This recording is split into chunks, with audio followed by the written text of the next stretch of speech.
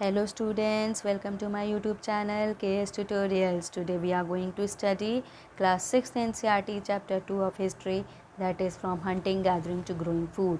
तो बच्चों आज मैं इस चैप्टर के शॉर्ट नोट्स को एक्सप्लेन करने वाली हूँ. आई होप आप सब ने मेरी चैप्टर 2 का डिटेल्ड एक्सप्लेनेशन का वीडियो देख लिया होगा और आप सबको अच्छे से समझ भी आ गया होगा.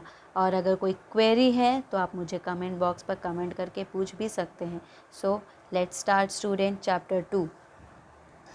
इस चैप्टर 2 में हम देखेंगे कि प्री हिस्टोरिक पीरियड की बात की गई है, जैसे कि पैलोलिथिक पीरियड. तो पैलोलिथिक पीरियड जो है 2 मिलियन ईयर्स अगो की बात है.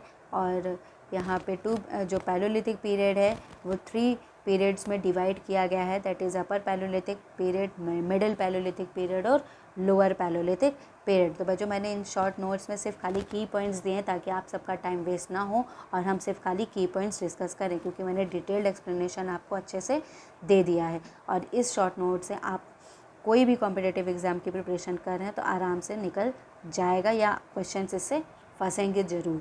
ठीक है स्टूडेंट्स. तो हमने देखा कि Paleolithic period were known as hunters and food gatherers. ठीक है, तो पैलोलिथिक पीरियड को हम हंटर और फूड गैदरर के नाम से जानते हैं, या वहाँ के लोग कैसे थे, हंटर और फूड गैदरर थे. And these peoples use to live in different places and use to hunting and food gathering for living. तो बच्चों ये जो लोग थे तो वो अलग अलग प्लेसेस में रहते थे और अपनी सर्वाइवल के लिए वो हंटिंग और फूड गैदरिंग करते थे.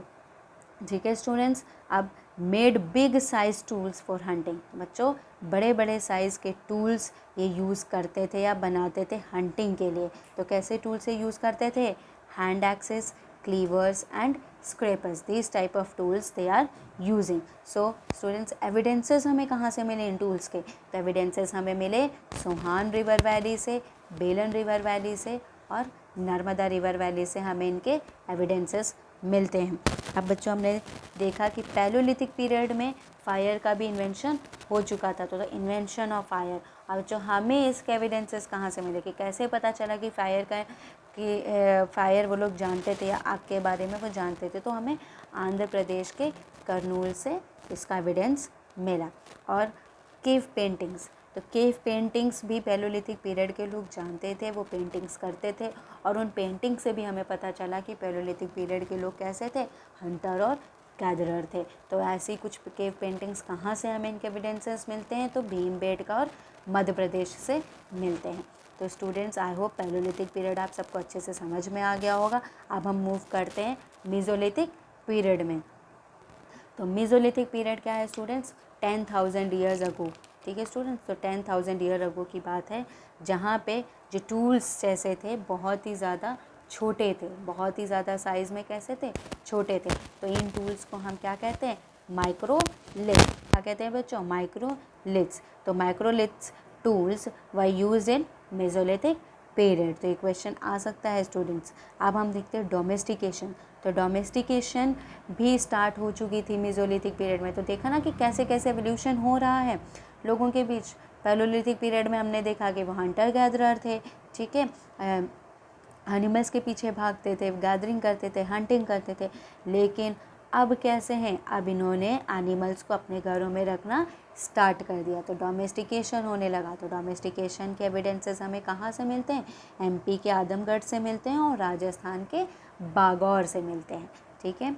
अब हमने देखा ह्यूमन स्केलेटन, तो मतलब कि पहला एविडेंस ह्यूमन स्केलेटन का कहाँ मिलता है, यूपी के प्रतापगढ़ के सराई नहर से मिलते हैं. ठीक है बच्चों, यूपी में प्रतापगढ़ नाम का डिस्ट्रिक्ट है, वहाँ के सराई नहर से हमें ह्यूमन स्केलेटन मिलते हैं. हमने बात की डोमेस्टिकेशन की, तो पहला कौन सा एनिमल था जिसको डोमेस्टिकेट किया गया, या पहला कौन सा पेट था, तो बच्चों वो डॉग था. ठीक है, डॉग को लोगों ने सबसे पहले डोमेस्टिकेट करना स्टार्ट कर दिया. अब बच्चों हम देखते हैं नियोलिथिक पीरियड के बारे में. तो नियोलिथिक पीरियड कहाँ कब से स्टार्ट हुई, तो 10,000 years, after 10,000 years Neolithic period start हुआ. तो 10,000 ईयर्स के बाद नियोलिथिक पीरियड स्टार्ट होता है और हमें यहाँ पे कुछ एग्रीकल्चरल एविडेंसेस मिलते हैं. तो आपने देखा ना कि कैसे लोग हंटर से गैदरर बनते हैं, फिर हर्डिंग करते हैं, रेयरिंग करते हैं, फिर डोमेस्टिकेशन पे आते हैं, और अब यहाँ पे हमने देखा कि एग्रीकल्चरिंग भी ग्रो स्टार्ट हो चुकी है। ठीक है, तो कैसे एवोल्यूशन हो रहा है, और इस चैप्टर का ही नाम है from hunting gathering to growing food. तो मतलब चैप्टर से ही हमें पता चल रहा है कि लोग एडवांस हो रहे हैं धीरे धीरे। तो एग्रीकल्चर एविडेंस कहाँ से मिलते हैं हमें बच्चों? इनके एविडेंस हमें मेहरगढ़ से मिलते हैं, और मेहरगढ़ आज प्रेजेंट में बलूचिस्तान में, और बलूचिस्तान कहाँ है? पाकिस्तान में है।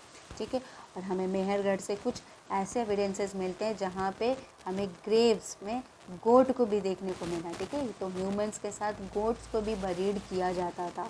ठीक है, और हमने देखा कि एग्रीकल्चर में कौन कौन सी क्रॉप्स को ग्रो करवाई जाती थी, तो बार्ले, वीट और कॉटन को ग्रो करवाया जाता था। ठीक है, तो उस टाइम का जो इम्पोर्टेंट क्रॉप था कौन सा था? Barley, wheat and cotton. अब जैसे कि पैलोलिथिक पीरियड में हमने देखा कि लोगों ने व्हील, फायर का इन्वेंट किया था, तो वैसे ही अब न्यूलिथिक पीरियड में हम देखेंगे लोगों ने व्हील का इन्वेंशन किया। ठीक है, ये एक नई इन्वेंशन थी, तो व्हील का इन्वेंशन लोगों ने किया।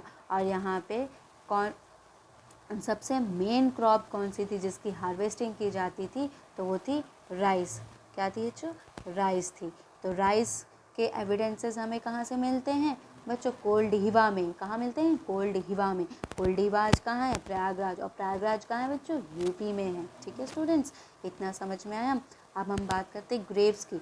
तो हमने देखा कि ग्रेव्स के कुछ एविडेंसेस मिले, और उन ग्रेव्स में हमने देखा कि ह्यूमन स्केलेटन के साथ डॉग्स के कुछ बोन्स को भी बरीड किया जाता था। तो देखा हमने बच्चों, मेहरगढ़ में हमने ग्रेव्स में देखा कि गोट के एविडेंसेस मिले, और हमने जम्मू कश्मीर के बुरजा होम और गल्फ किराल में देखा कि ह्यूमन स्केलेटन के साथ डॉग्स के बोन्स को बरीड किया जाता था। तो हमने ग्रेव्स भी के एविडेंसेस में ये देखा। ठीक है, तो आई होप आप सबको पैलोलिथिक पीरियड, मेसोलिथिक पीरियड और नियोलिथिक पीरियड अच्छे से समझ में आ गया होगा, और आप इनसे रिलेटेड कोई भी क्वेश्चन आएगा आप आसानी से कर लेंगे। इसीलिए शॉर्ट नोट्स आप सबके लिए मैं प्रिपेयर कर देती हूँ ताकि आपको बड़े बड़े चैप्टर बार बार ना पढ़ना पड़े। ठीक है, आप एक इम्पॉर्टेंट लेक्चर देखें मुश्किल से 10 मिनट्स का, और आपका काम हो जाए।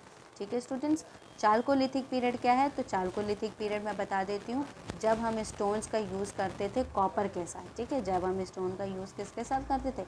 कॉपर के साथ यूज़ करते थे, तो हमने उस पीरियड को क्या कहा? Chalcolithic period. तो ओके स्टूडेंट्स, आज का ये शॉर्ट नोट्स कंप्लीट होता है। अब आप सबको इस चैप्टर में कोई डाउट नहीं होंगे, और अगर डाउट हैं भी तो आप कमेंट बॉक्स पर मुझे कमेंट करके पूछ सकते हैं। तो और ये शॉर्ट नोट्स आप सभी के लिए बहुत बेनिफिशियल होगा। तो थैंक यू स्टूडेंट्स, आप सब से मैं फिर मिलती हूँ नेक्स्ट वीडियो में नेक्स्ट चैप्टर के साथ। And for that notification please press bell icon and subscribe my channel. So take care. Bye bye students.